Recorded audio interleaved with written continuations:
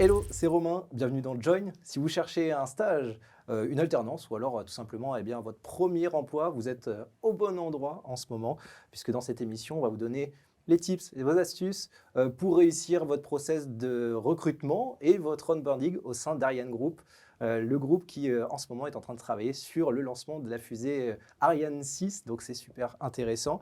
Alors comment bien préparer vos entretiens, quelles questions on va vous poser et qu'est-ce qu'attendent les recruteurs? On en parle tout de suite avec mes trois invités. Il y a tout d'abord Karen. Bonjour Karen. Bonjour Romain. Toi, tu es responsable du recrutement chez Ariane Group. Ton rôle en une petite phrase. Alors, en une petite phrase, moi je m'assure que nous trouvons et que nous recrutons les meilleurs talents pour Ariane Group. Parfait. Eh ben, tu es au parfait endroit. Tu vas nous donner un petit peu tous les process des ressources humaines au sein d'Ariane Group. Il y a Christophe également. Bonjour Christophe. Bonjour. Toi, tu es chef de service ingénierie mécanique des structures. C'est tout un programme rien que dans le nom. Voilà, donc je suis responsable d'un service effectivement qui réalise des analyses dynamiques Ok. sur les lanceurs, que sont le lanceur Ariane 6 et le lanceur militaire M51, sur lequel on travaille aussi au sein d'Ariane Group. Très bien. Et tu vas nous apporter un petit peu ton point de vue du manager. Exactement. Quel rôle tu as dans le process? Qu'est-ce que tu attends pour nous donner les meilleurs tips pour les jeunes talents? Avec Il y a plaisir. Inès également. Bonjour Inès. Bonjour. Toi, tu es ingénieur lancement. Oui, tout à fait. J'ai fait un stage de 6 mois, donc mon stage de fin d'études à Ariane Group. D'accord. Et ensuite, j'ai été embauchée en CDI et ça fait 1 an et demi que je travaille. Et du coup, en fait, je travaille sur la préparation des vols et ensuite l'exploitation des données. Ok, super. Et tu vas nous donner tes tips d'insider en ancienne stagiaire, ça c'est super intéressant. Et tu vas nous dire comment ça s'est passé, la transition jusqu'à ton CDI. Avant qu'on rentre dans le vif du sujet et qu'on parle du process de recrutement, est-ce que Karen, tu pourrais nous dire 2-3 mots sur Ariane Group? Bien sûr. Alors, Ariane Group, notre cœur de métier, ce sont les lanceurs, civils ou militaires, D'accord. dont les plus connus sont effectivement les fusées Ariane 5 et bientôt Ariane 6. Nous sommes une société franco-allemande qui est issue du regroupement des activités spatiales d'Airbus et de Safran. Donc, elle a été créée en 2015. L'objectif, c'était de créer un champion industriel au service de ses clients, bien sûr, mais un champion industriel qui soit innovateur, compétitif et qui nous garantisse une souveraineté européenne, tant en termes d'accès à l'espace, mais aussi sur l'ensemble des programmes défense. Parfait, bravo.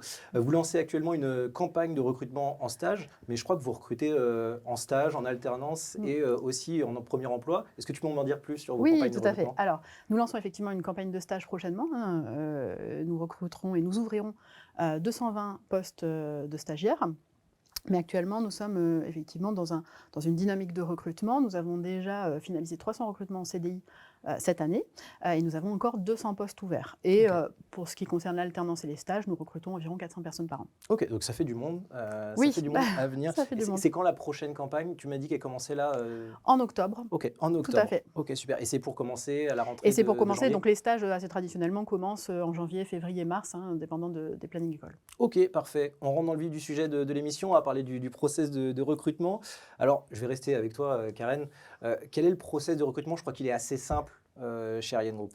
Oui, alors on a un process de recrutement qui est assez classique, j'ai envie de dire, donc qui est légèrement différent pour les stagiaires alternants D'accord. et les jeunes diplômés. Donc tout commence par la publication de nos offres sur notre site internet, mais également sur d'autres job boards qui nous permettent de toucher plus de candidats, par exemple Job Teaser. Par exemple.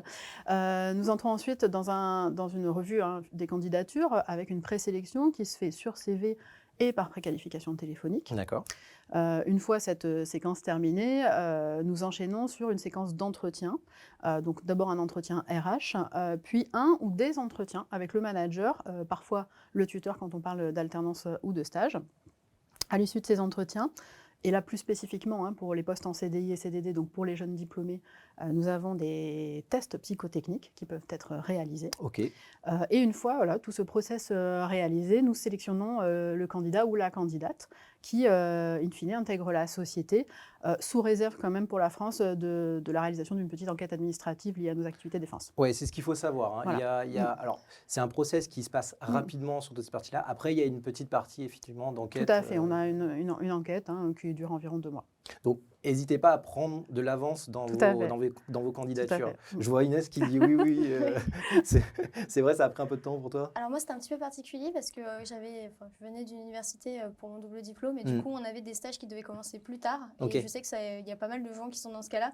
Et j'ai candidaté en même temps que tout le monde en octobre, même si le stage doit se passer 6 mois après, c'est pas un problème, puisque ça dérange pas les managers en général de faire attendre un peu pour leur stage.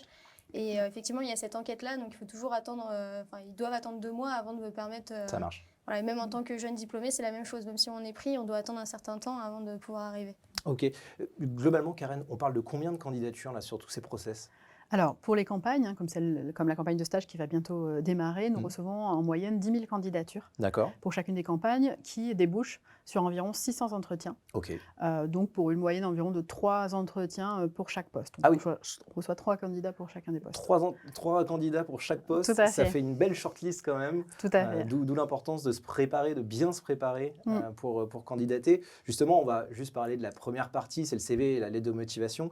Christophe, quelles sont toi tes attentes sur le CV et la lettre de motivation? Qu'est-ce qui va retenir ton attention?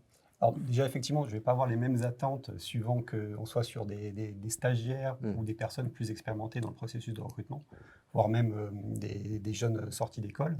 Donc, quand on parle effectivement de stagiaires ou de jeunes sortis d'école, ce que je vais attendre déjà, c'est que le CV il tienne sur une page et il soit très synthétique et concis. En fait, qu'on sache présenter ses activités sur une page. Et idem pour la lettre de motivation, on en reçoit beaucoup. Karen vient de le souligner tout à l'heure. Donc, il faut que ce soit des choses qui se lisent rapidement et de façon assez synthétique. Ce que j'attends aussi, effectivement, c'est qu'il y ait une lettre de motivation qui accompagne généralement le CV. C'est quand même un plus. Elle est obligatoire cette lettre de motivation ou pas?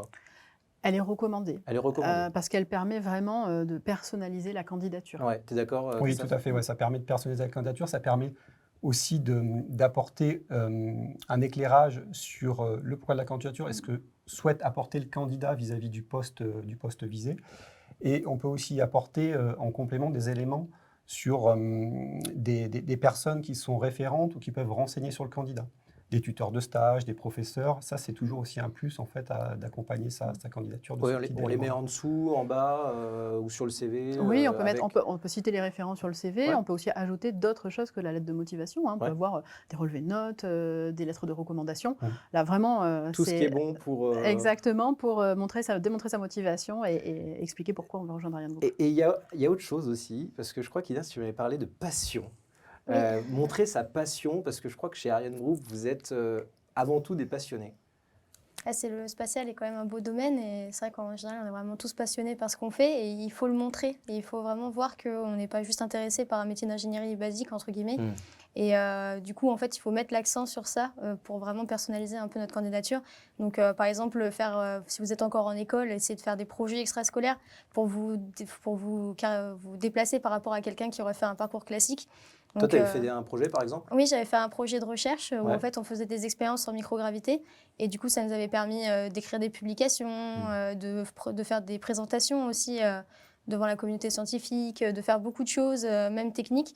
Et ça a été vraiment, je pense, un plus à la fois pour mon stage et à la fois pour mon embauche. Ok, parfait, bravo, merci.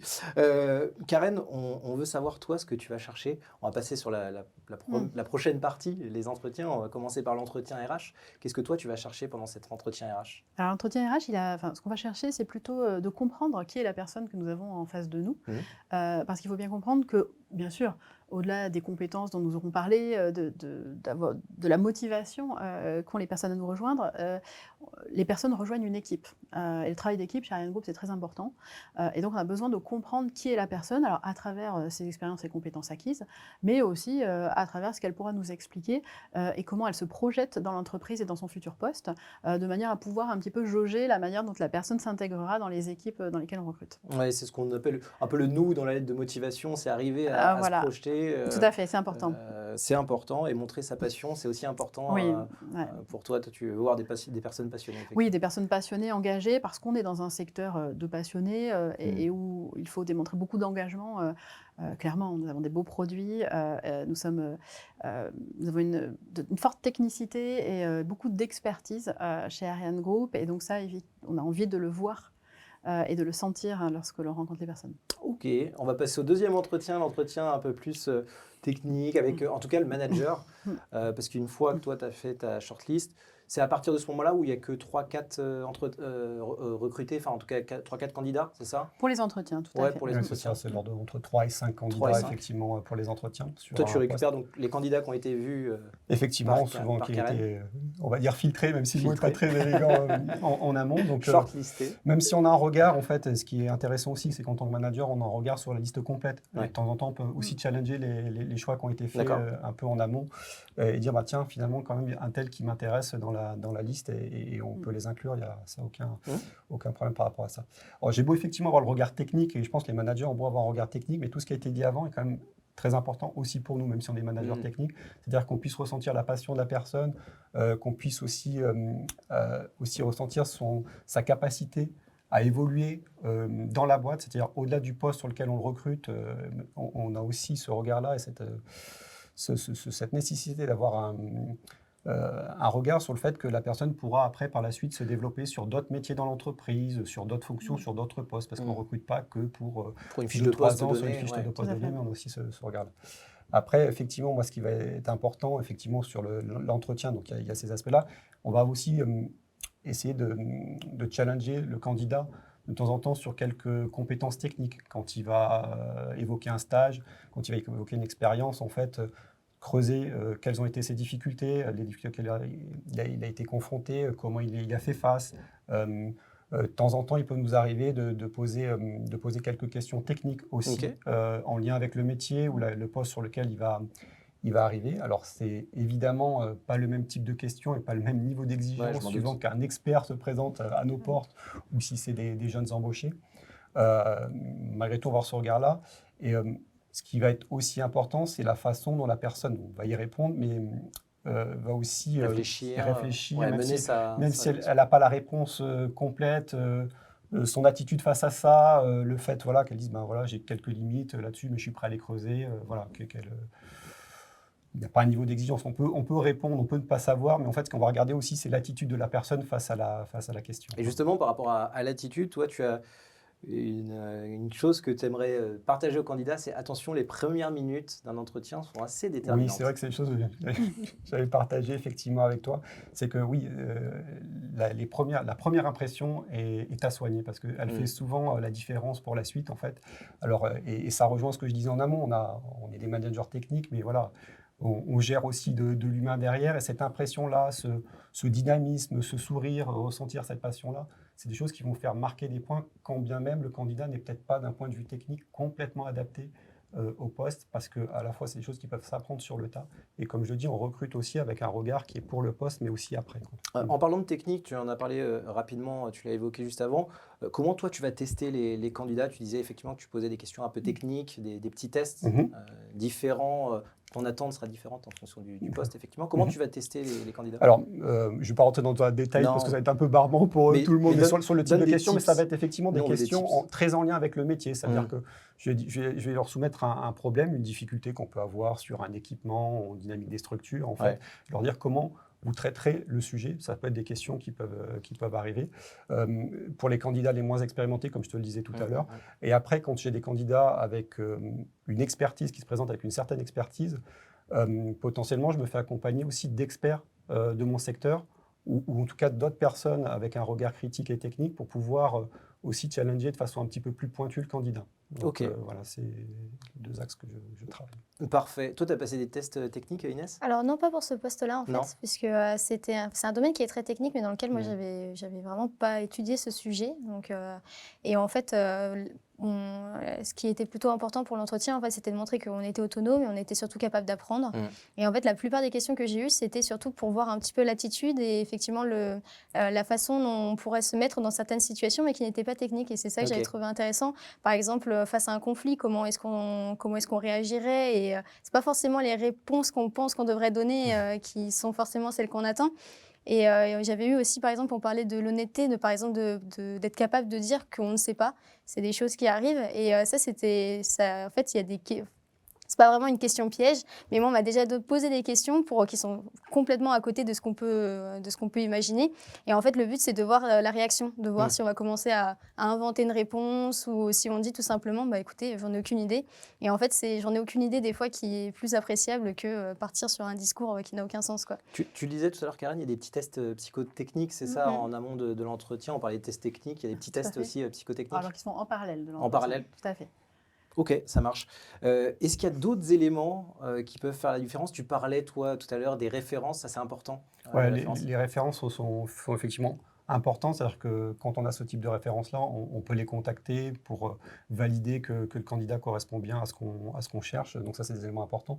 Les autres éléments importants, ce qu'on n'a pas dit en amont, mais j'avais un peu en tête, c'est l'aspect aussi, quand on reçoit des candidats en recrutement, il y a un pied d'égalité qui doit s'installer. C'est-à-dire qu'en fait, de part et d'autre, en fait, on a la recherche à la fois vis-à-vis du candidat du poste qui lui convient le mieux et nous aussi du candidat idéal. Donc il ne faut pas effectivement se placer essayer d'en faire trop ou voilà, comme tu disais, il y a besoin de transparence vis-à-vis des candidats comme vis-à-vis du manager ou des RH qui recrutent pour être sûr de ne pas se tromper parce que quand on se trompe d'un côté comme de l'autre, c'est jamais bénéfique et jamais une bonne expérience. Je rebondis aussi sur ce que disait Inès, qui était intéressant tout à l'heure aussi sur cet aspect, effectivement, l'aspect technique est important, mais derrière, en fait, on ne va pas chercher des candidats qui savent résoudre des équations, donc ce n'est pas la peine de réviser faut pas un cours de physique avant de venir, en fait, ce n'est pas l'idée. C'est ce que j'avais fait, mais ça ne sert à rien. Parce qu'on sait qu'on a des bons ingénieurs qui arrivent, généralement, c'est des bons CV qui arrivent, donc on ne va pas les challenger sur des équations différentielles ou des choses comme ça, en fait. Et au contraire, on cherche même des candidats qui ont un sens physique et une capacité justement à sortir de cet aspect-là, des fois trop numérique, équation, et c'est ça qu'il faut démontrer au moment de l'entretien. Pas forcément vouloir cocher toutes les cases techniques et accepter Ouais. aussi qu'on puisse apprendre sur certains autres aspects. Il ne faut pas non plus se limiter dans l'acte de candidature, en fait, parce qu'on peut avoir peur. Moi, quand j'avais vu l'annonce, je m'étais dit, oulala, techniquement, ça va être compliqué. Je n'ai pas vraiment fait cette chose-là et je me suis dit, bon, on peut tenter. Et en fait, c'était des compétences transverses, entre guillemets, qui recherchaient plutôt qu'un profil expertise. Et donc, j'ai pu avoir le poste. Alors que dans certains cas, je me disais, c'est parfait, techniquement, c'est parfait et je n'étais pas prise. Donc, voilà. Et du coup, c'était pas trop stressant, ce process d'entretien? Toi, c'est quoi tes tips pour éviter de stresser? Alors, pour moi, il faut vraiment bien se préparer. Il faut prévoir à l'avance. Il y a des questions types qu'on pose à chaque fois dans les entretiens. Donc, ce que j'avais, c'est que je m'étais fait des feuilles recto. Si jamais vous avez des entretiens téléphoniques, ce genre de choses, ça évite de perdre du temps. Il ne faut pas les amener le jour J, par contre. Mais voilà. Et en fait, je m'étais entraînée à synthétiser mon parcours professionnel pour pouvoir mettre en avant ce qui est important. Ça évite qu'après, en fait, on soit obligé de dire ah oui, mais est-ce que tu peux m'en parler plus puisqu'on l'a déjà fait. Et ça montre aussi l'esprit de synthèse qui est quand même important. Et du coup, anticiper nos défauts, nos qualités et essayer de montrer un certain dynamisme dans la réponse en question. Ouais, c'est pas rédhibitoire de stresser. Oui, non, ça arrive. Non, c'est pas du tout rédhibitoire. Et je rebondis sur ce que dit Inès. Je pense que c'est très important de bien se préparer parce que finalement, l'entretien de recrutement et le processus de recrutement, c'est la première marche dans la vie professionnelle de la personne qui va nous rejoindre. Et donc, on attend des personnes qu'elles se préparent comme elles se prépareront pour de futures réunions ou actions dans leur poste. Donc, c'est vrai que c'est important. Bon, voilà, on a donné tous les tips pour bien réussir le process de recrutement. Maintenant qu'on est recruté, place à l'onboarding. Comment ça se passe quand on arrive chez Ariane Group? Alors, quand on arrive chez Ariane Group, le premier jour, on est accueilli par son manager ou son RH ou son tuteur, tout dépend du poste et des personnes qui sont présentes. Ensuite, chaque personne va avoir ce qu'on appelle un circuit d'arrivée sur le site auquel il est rattaché. Pourquoi ? Parce que chaque site a ses petites spécificités. Donc, ça permet à la fois de rencontrer et de comprendre l'ensemble des interfaces auxquelles on va être, finalement, on va pouvoir... à qui on va avoir des contacts. Et puis, ça permet aussi de bien comprendre la société. Au-delà de ça et du circuit d'arrivée qui est vraiment propre au site, nous avons dématérialisé des modules qui permettent de bien comprendre la société. Donc, on a un programme qui s'appelle Me at Ariane Group, qui est digitalisé et qui permet de manière un petit peu ludique aux jeunes embauchés de comprendre finalement l'ensemble des activités d'Ariane Group et de mieux cerner finalement les enjeux que rencontre la société. Moi, j'ai envie de te poser la question, Christophe, d'un point de vue opérationnel, comment ça va se passer pour les premières missions? Parce que c'est vrai qu'on traite de sujets civils, des sujets militaires aussi, on a parlé d'habilitation tout à l'heure. Comment on va être onboardé sur les sujets techniques? Effectivement, on parlait des sujets civils militaires. Donc, Un jeune embauché qui arrive chez nous, généralement, il va pouvoir travailler que dans un premier temps sur les activités civiles. D'accord. Parce qu'il y a des histoires de dossiers d'habilitation qui peuvent prendre un certain temps. Donc ça va durer quelques mois généralement avant qu'il puisse prendre en main des sujets à classifier, en tout cas dans le domaine militaire. Après, ce qu'on vise et ce qu'on essaye de faire, c'est de le mettre sur une activité cadrée, avec des enjeux importants, mais pas forcément une urgence à rendre l'activité ou le livrable le lendemain, quoi, pour qu'elle puisse bien prendre en main les fonctions, son environnement et le réseau technique et le réseau de personnes autour d'elle. Ce qu'on vise aussi, ce qu'on fait, c'est qu'on met une personne, un référent technique qui va l'accompagner dans le service sur l'activité. Donc, dans chaque secteur, ou en tout cas au voisinage des secteurs, on a des référents, des piliers techniques en fait, qui sont très utiles à ça, qui permettent effectivement de bien prendre en main l'activité technique en complément du manager. Et le manager est aussi là pour les aspects management, le fait que voilà, tout soit mis en place, que l'environnement soit adéquat vis-à-vis de ce nouvel embauché. Super, et je vais m'adresser à Inès, forcément. Toi, tu as vécu ce process d'onboarding, tu es arrivé en stage, tu l'expliquais tout à l'heure, et tu as été embauché en CDI. Comment ça s'est passé, ce stage et est-ce que tu peux nous expliquer comment c'est arrivé la transition avec le CDI? Mon stage s'est très bien passé. C'était très technique, donc c'était de la programmation, donc sans vraiment vision du produit, mais ça m'avait aussi beaucoup plu.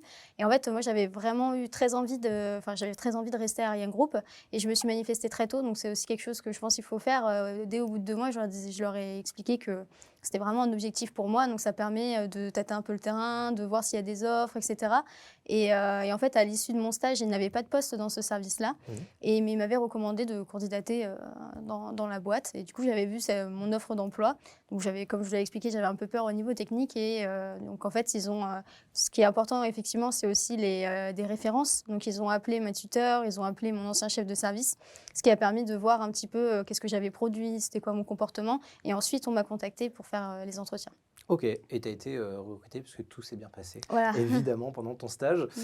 Et comment ça s'est passé tes premiers temps en tant que CDI? Je crois que tu as été tutoré, c'est ça? Oui, c'est ça. En fait, je fais partie d'un programme de tutorat. D'accord. Donc, en fait, c'est des couples de personnes, donc en général, ou quelqu'un qui veut changer de poste, ou quelqu'un qui vient d'arriver et qui n'a pas beaucoup d'expérience.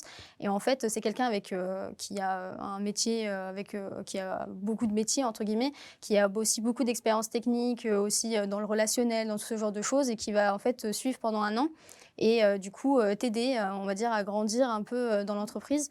Et du coup, moi, j'ai commencé au bout de quelques mois, on m'a proposé de participer à ça, et c'est vraiment une super expérience parce que d'un point de vue technique, c'est vraiment extraordinaire d'avoir toutes les connaissances de quelqu'un qui est là depuis déjà 20 ans, 30 ans. Et aussi d'un point de vue de schéma de pensée, c'est vraiment très intéressant parce que ça nous apprend, quand on est jeune ingénieur, on ne sait pas trop nécessairement comment bien approcher les problèmes. Et en fait, c'est un schéma de pensée à appliquer une vie entière, et c'était vraiment hyper enrichissant. Et c'est confortable d'être guidé, oui, en tout cas, de ne pas être laissé. C'est jamais le cas, même si on ne fait pas programme de même si on fait pas ce programme-là. Mais c'est vrai que on prend de la confiance au fur et à mesure, quoi. Bon, le travail, c'est bien, mais on va parler aussi un peu de l'ambiance quand même. Comment ça se passe, l'ambiance? On va parler pendant ton stage, entre les stagiaires, mais même maintenant, en CDI. Est-ce qu'il y a des groupes? Parce qu'on parlait tout à l'heure de passionnés. Vous êtes tous des passionnés chez Ariane Group. Comment ça se passe, cette ambiance-là? Alors, il y a une grosse communauté de stagiaires alternants. Donc, les alternants qui restent en fait là pendant 3 ans ont le temps de vraiment se faire des amis longtemps. Et il y a même en fait quelqu'un qui, un ou une alternante, devient RH, entre guillemets. Et du coup, peut organiser des événements avec tous les alternants, se réunir ensemble. Donc ça, c'est vraiment quelque chose qui est très sympa. Et en fait, on est aussi en tant que stagiaire et alternant, on reste très proche des gens qui sont embauchés. Il n'y a pas cette distinction, on va dire CDI, stagiaire. Et sinon, en fait, il y a aussi beaucoup d'activités. Il y a plein d'activités sportives. Tous les midis, on peut faire du sport à Ariane Group. Il y a, comme tu l'as dit, aussi des associations. Donc, par exemple, si vous adorez les avions, on peut faire du modélisme. Et sinon, pour ce qui est des choses un peu plus, on va dire, sociales, un peu plus humanitaires, on peut, par exemple, aller aider des jeunes à faire leurs devoirs, à les accompagner tout au long de leur parcours, plus ou moins. Et aussi, en fait, moi, par exemple, je fais partie d'une association qui s'appelle Elle Bouge. Et en fait, c'est une association qui a pour but de favoriser l'insertion des femmes dans l'industrie. Et du coup, nous, en fait, on peut faire plein d'actions avec Ariane Group, aller dans les écoles ou aller dans des forums pour aller accompagner des jeunes filles et leur donner envie de faire carrière dans le spatial. Super, il y a beaucoup d'actions comme ça.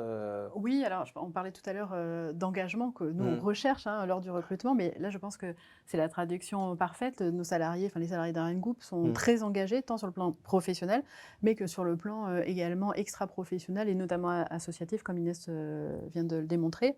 Et par ailleurs, c'est vrai que cette question de l'animation, notamment de la communauté étudiante, c'est vraiment quelque chose sur lequel on réfléchit et on avance beaucoup. Et donc on essaye de mettre en place maintenant une réelle animation de cette communauté étudiante, alors soit à un niveau local, en laissant beaucoup de flexibilité sur les choses, la manière dont les choses s'organisent, soit à un niveau un petit peu plus central, en mettant à disposition un certain nombre de ressources et en travaillant sur toutes les périodes de la vie du contrat, c'est-à-dire nous accueillons les personnes, mais aussi nous les aidons lorsqu'elles sont en fin de contrat, pour celles qui vont rester chez nous, et puis pour celles qui iront dans d'autres entreprises. On parlait de l'exemple tout à l'heure d'Inès, qui était une ancienne stagiaire, qui a été embauchée en CDI. C'est une réalité, ça, pour ce taux de transformation des stagiaires et des alternants? Oui, alors on ne CDI? raisonne pas forcément en taux de transformation, mais c'est une réalité que nous embauchons beaucoup de nos stagiaires et nos alternants. Alors, il y en a une partie qui quitte l'entreprise pour aller, parce que nous, en tant que grande entreprise, nous formons et nous investissons beaucoup sur la formation des jeunes et nous irriguons l'intégralité de la filière. Clairement, Ariane Group a un petit peu le lead sur le sujet spatial en Europe, donc c'est aussi normal que nous fassions cet effort de formation, et donc forcément les personnes sont amenées aussi à aller dans d'autres secteurs et d'autres entreprises. Néanmoins, nous embauchons très régulièrement nos stagiaires et alternants. Cette année, nous avons déjà embauché 23 personnes qui sont d'anciens stagiaires ou alternants, donc ça c'est important. Et ce qui est très caractéristique aussi, c'est que nous embauchons des jeunes en sortie d'alternance ou de stage, mais très souvent, nous les retrouvons dans les processus de recrutement quelques années plus tard, et ils reviennent chez Ariane Group après avoir découvert d'autres entreprises, d'autres méthodes de travail, d'autres environnements, et ça c'est très riche pour nous. Qui se sont enrichis. Et je crois même que vous accompagnez aussi les gens en fin de stage et en fin d'alternance, pour ceux qui ne resteraient pas, pour X raisons, chez Ariane Group. Oui, tout à fait. Parce qu'en fait, vous êtes dans le militaire aussi, et ça recrute beaucoup finalement dans le militaire. Tout à fait. L'idée derrière ça, c'est de dire de toute façon, la formation en alternance ou à travers les stages, c'est gagnant-gagnant. Même si les personnes vont chez nos fournisseurs, vont chez nos partenaires, voire parfois chez nos concurrents, comme ils seront amenés à revenir peut-être un petit peu plus tard. Donc c'est vraiment gagnant-gagnant. Et cette année, on a essayé d'innover un petit peu. Et donc par exemple, nous avons fait venir sur nos sites la Marine nationale, qui est en phase de recrutement importante, pour présenter les métiers de la Marine nationale et proposer aux alternants qui ne resteraient pas chez nous de rejoindre la Marine. Et donc nous essayons maintenant de développer cet off-boarding finalement pour accompagner nos alternants jusqu'au bout. Super. Voilà. Je vais vous demander un petit mot pour venir conclure cette émission, un petit mot pour les jeunes talents là, qui nous regardent actuellement. Je vais commencer par Christophe. Un dernier mot pour venir conclure cette émission. Qu'ils n'hésitent pas à postuler effectivement chez nous. On a essayé de le faire de façon la plus transparente possible, et en tout cas avec nos mots là, avec Inès et Karen, sur le fait que Ariane Group, c'est une entreprise quand même qui est dans l'innovation, qui travaille sur l'accès à l'espace, les lanceurs Ariane 6. Il y a même une composante militaire à découvrir qui est tout aussi riche et tout aussi intéressante, donc qu'ils osent faire le pas, qu'ils osent venir vers nous. En arrivant, si quelques conseils complémentaires aussi, quand ils déposent leur CV, qui s'intéressent en amont quand même un minimum à la société, qui consultent les réseaux sociaux, on est en plein dedans, les enjeux aujourd'hui de la société, qui nous démontrent aussi qu'ils ont cette réelle passion. Et après, voilà, le travail sera fait, il n'y a aucun souci pour ça. Parfait. Karen, un dernier mot. Alors, moi, je vais juste peut-être en profiter pour souligner la très grande spécificité d'Ariane Group. C'est le fait que nous maîtrisons l'ensemble finalement du cycle de vie de nos produits et des technologies critiques. Et donc, pourquoi je le dis? Parce que ça veut dire que nous avons finalement des experts et des spécialistes dans 23 familles de métiers. Et donc, nous recrutons sur toutes ces compétences. Donc, que ce soit la chimie, la mécanique, l'électronique, les systèmes, le développement logiciel et que sais-je. Voilà, nous recrutons vraiment très largement à tous les niveaux. Et donc, si j'ai envie de dire une chose, c'est oser regarder les postes qui sont ouverts dans notre société. Oser venir dans le spatial parce que c'est une industrie magique. Je pense qu'on ne peut pas dire autre chose. Et puis, préparez-vous bien à l'entretien. Et je le redis, hein, parce qu'on vous attend de pied ferme dans le processus de recrutement. Parfait. Et pour conclure, Inès? Moi, je peux que reprendre tout ce qu'ils ont tous les deux dit. Mais je pense qu'il faut, effectivement, faut pas avoir peur de vouloir cocher toutes les cases absolument, d'être à la ligne près bien de ce qui est écrit littéralement sur la fiche de poste. Et il faut venir comme on est, montrer qu'on est dynamique, qu'on aime ces choses et c'est tout. Et ça se passera bien. Eh ben parfait. Merci beaucoup à vous trois d'être venus nous parler. C'était hyper intéressant. Ça donne envie de postuler chez Ariane Group. Merci à tous de nous avoir suivis. J'espère que vous aussi, ça vous aura intéressé et que vous voulez postuler, en tout cas chez Ariane Group. Rendez-vous, comme le disait tout à l'heure, sur le site d'Ariane Group ou sur les job boards comme Job Teaser. Et quant à nous, on se retrouve très bientôt pour un nouveau numéro de Join, évidemment, sur le Job Teaser. Bye bye.